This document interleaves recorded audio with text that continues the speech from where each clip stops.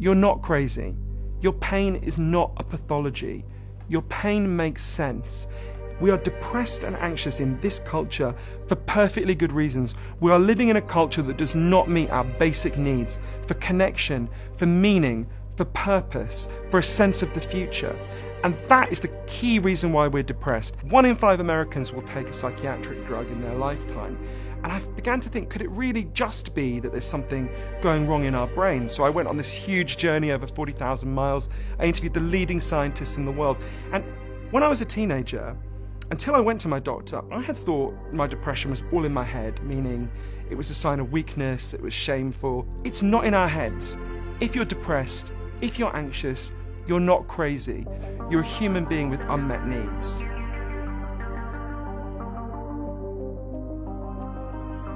I started researching what really causes depression and what really solves it for my book Lost Connections for a really personal reason. One was, why was I still depressed? When I was a teenager, I'd gone to my doctor and I'd explained that I had this feeling like pain was leaking out of me. I couldn't control it, I couldn't regulate it.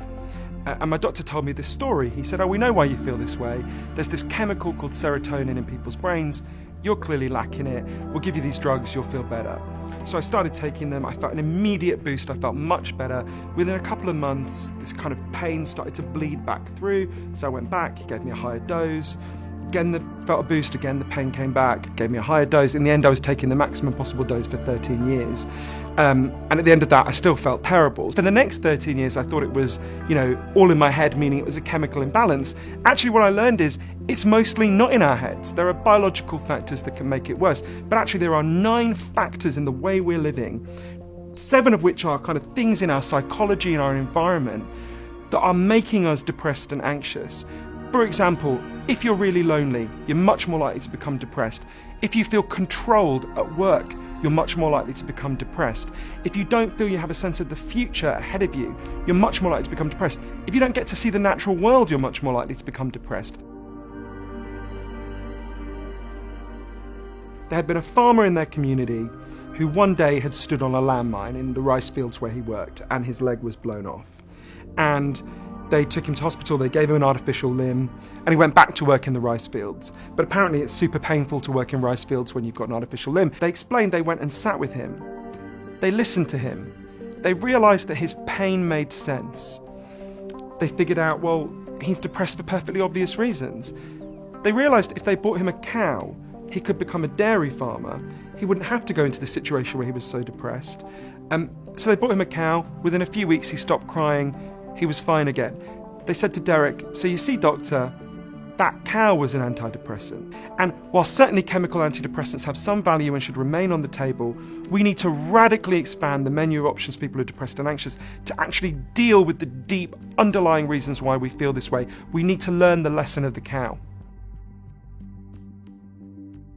There was a prison in Michigan, the state prison, that looks out, just by coincidence, they didn't design it this way. One part looks out over concrete, one part looks out over green space. When they studied this, they found that the people who looked out over green space had 23% fewer mental health problems than the people who looked out over concrete. There is loads of evidence that exposure to the natural world reduces depression and anxiety, and being deprived of it makes us more and more anxious. We're like animals in the zoo. We're like creatures in captivity. We've been deprived of our habitat, and it's one of the key reasons why we feel so bad. This amazing doctor called Dr. Vincent Felitti in San Diego has made a breakthrough in how we understand depression and anxiety in the mid-1980s. In a slightly weird way. So he starts working with people who are extremely obese, like more than 400 pounds. And one day he had this kind of, what seems like a stupid idea, right? He was like, what would happen if they just stopped eating and we medically supervised them, we gave them vitamins and nutrients? Would they just lose weight? They started doing this, obviously, with a huge amount of medical supervision. And the crazy thing is it turned out it worked. They did, in fact, lose loads of weight. They went from being 400 pounds to, in the case of one woman who I'm going to call Susan, 138 pounds. But then something happened that no one expected, which led to a breakthrough when it comes to depression. I'll give you an example from this woman, Susan. One day she just freaked out. She got down to a healthy weight, she freaked out and just started stuffing her face and started going back to a really unhealthy weight. And Dr. Felitti sat with her and was like, well, what happened? Something had happened to her that hadn't happened to her in years.